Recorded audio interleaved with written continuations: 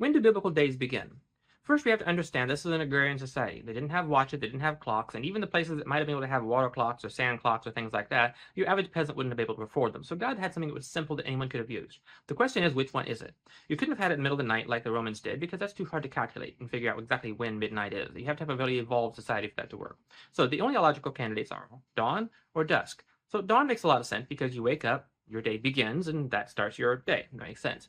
The other way is dusk, because at dusk you're done working and your day is over. If your day is over, then another one plausibly begins then. No one really wants to put the night as part of their days, because no one really uses the night, because as Jesus said, night comes when no man can work. So if you can't work, is it the end of the day or the beginning of the day? Either way, it's got to go somewhere, and both ways have their problems. The question is, which one did God choose? It's pretty easy to answer that, because in Genesis 1, when he created the cycle of light and dark, he said the evening and the morning were the first day, always in that order. First the evening, and then the morning. He repeats that throughout each of the days of creation in Genesis 1, and concludes in each case that the evening and the morning were the first day.